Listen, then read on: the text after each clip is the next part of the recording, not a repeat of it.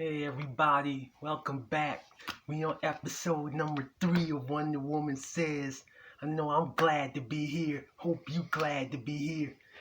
Got a couple more new comic book reviews to bring just for you. Of course, we all know it's gonna be a new Batman movie coming out soon. And knowing that, I kind of took it upon myself to check out, what's been going on with his comic book series lately, Detective Comics.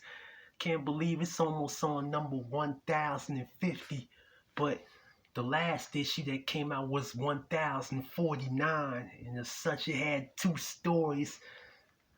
I think the first story was the better of the two, but still, I liked it. I like what was in it, even though there's a clear lack of Batman in it, so I can say you're not going to see him too much in this comic book at all, but don't let that scare you away. I still recommend this book. I think you should read it. If you haven't read the first two parts of these stories that are in this book right here, recommend you to do so. I know I'm going to admit, I didn't read the first two parts, but I'm definitely going to after reading what was in this one right here. Also, I should say, I definitely love this cover art. This is pure art right here. I think the Huntress looks really good. It's probably the best I've seen of her on a comic book cover ever. Looks ultra realistic. Again, great job for that. Now let's get into this first story right here. Now, to my amazement, because I know Batman Forever gets a lot of flack from the fans. A lot of people think Batman Forever was a terrible movie, which I really disagree with. I think Batman Forever is actually very underrated. And it only gets the hate it gets because the man who directed it directed Batman and Robin. But I'm going to tell you how Batman Forever ties into this right here. To my amazement, there's a character from that movie that I never thought I would see in the comic books ever. Of course, that character would be Chase Meridian. I never thought I would see this right here. Granted, it took a lot of time to make it happen, but I'm glad it came to this senses. As you can see here, she's talking with the patient. Of course, trying to bring up some memories, trying to ask her about this film, I guess, that she's been thinking about. And of course, we see Batwoman in all her glory. She looks really good in this issue right here. Batwoman's pretty much about to investigate this Arkham Tower place, and she's about to investigate why are the patients so well behaved, and she's trying to investigate what are they giving these people to make them behave this well. Well, top of that, there's this new person that arrived here that works at Arkham Tower. She's pretty much getting clear. She's meeting Chase Meridian. And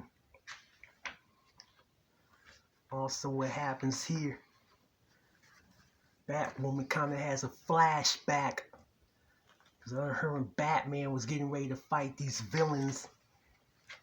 Again, this is some great artwork here. It's like the only time you're going to see Batman in this whole book. Pretty much what happens after that. What happens after that, they're getting ready to pretty much do some type of drug shipment in this place. I know Batgirl's on the case right here. Again, there's some more great artwork. Is that the Cassandra Cain Batgirl? I can't say for sure. I just know this is the current Batgirl right here. I was gonna say, if the artwork is really this good in Detective Comics now, I think I'm gonna be reading a whole lot more of these issues that are coming out.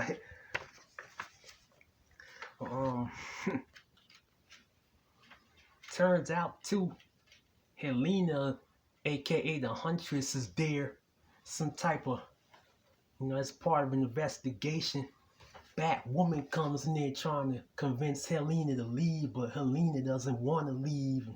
Next thing you know, the alarm was tripped and Batwoman had to pretty much get out of there.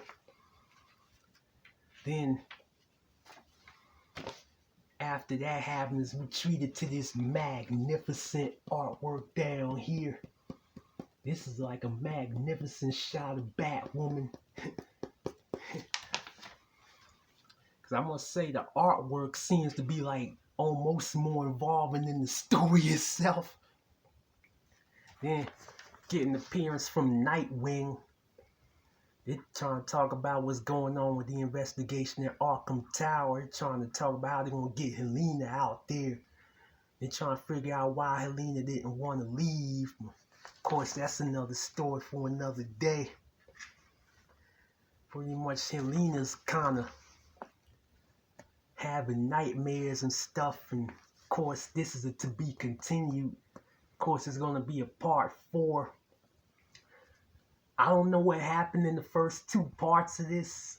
I mean, you can probably tell, there was some details, and I'll admit I don't know all the details, with this story, because I'm coming in the middle, but I like what I've seen here. Definitely recommend fans to read this. Now, the next story, this is also a part 3 of an ongoing story. It's this kid that's, I guess, at an orphanage type of building. I'm taking a guess. Of course, he was getting bullied by the kids, and then this doctor that's helping them, of course, we're going to find out who he is in a little bit. The doctor pretty much asking him, does he miss his father and stuff like that? Of course he does. And he asked him, does he wish Bruce Wayne was his father?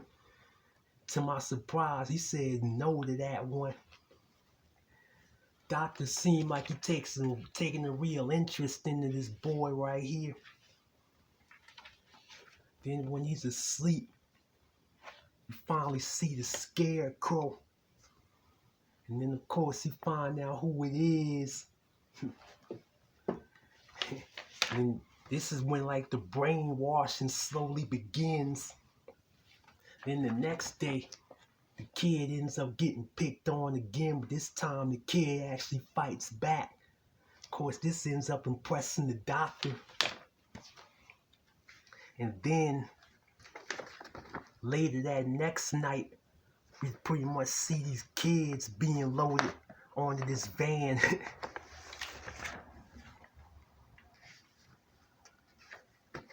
Turns out the Scarecrow is going to use these kids as part of a plan for his revenge against some people that he's got a vendetta against. He's also going to try to brainwash these kids into killing Bruce Wayne. That's how this story ends right here. I don't like that story as much as the first story, but I think it was pretty good. I think if I had read the first 2 parts, I think I would have liked it a bit more, but I like where it's going. I think this is a good issue all in all. So like out of 10, first story, second story. Out of 10, the first story I would give an 8.5. Second story I would give probably a 7.5. Overall, I'll probably give this whole issue probably an 8. I think this is good. Because like I keep saying, like the artwork seemed to be like more involving than the stories themselves. Because it's like some fantastic art throughout this issue. Some of the best visuals of Batwoman you'll ever see, I think, is in this issue right here. I really recommend this. Now it's time for the blast from the past, and boy, we got a good one this time.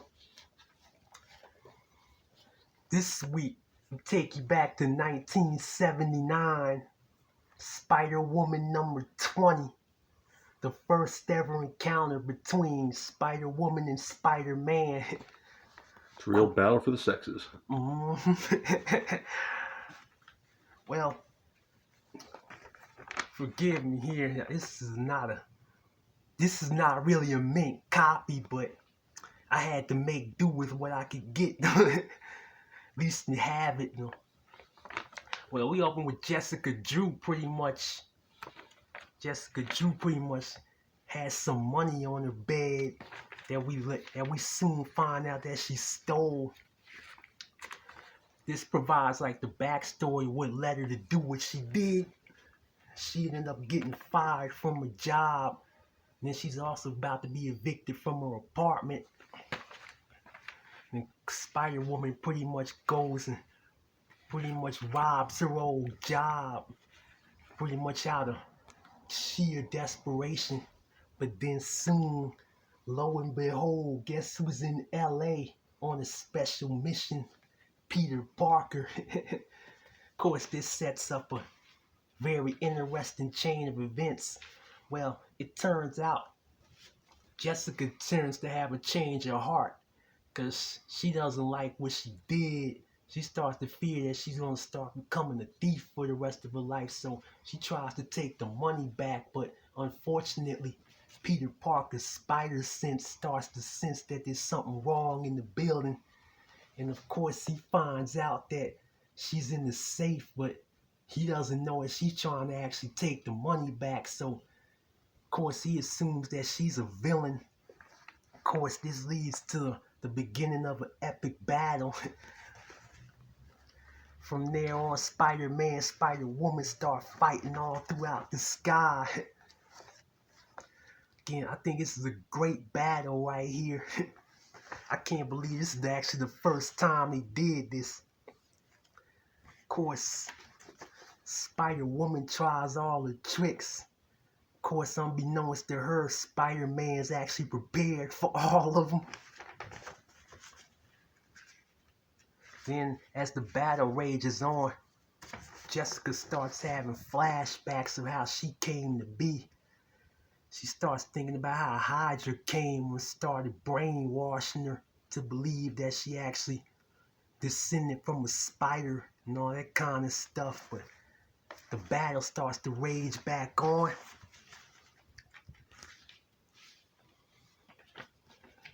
Turns out Spider-Man, they still fighting, but Spider-Man tried to stop her, but something went wrong. He started plunging, and of course, Spider-Woman had a decision to make.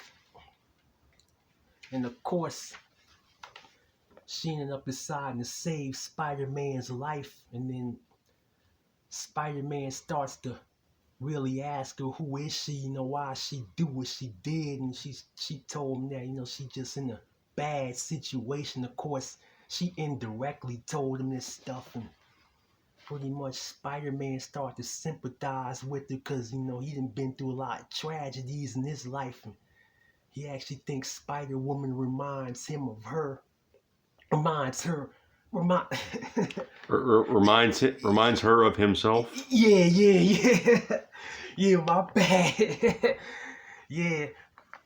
But anyway, they come to an agreement and they go their separate ways, and issue is ended right there. I really like this story. Of course, this cover alone made me want to buy this book.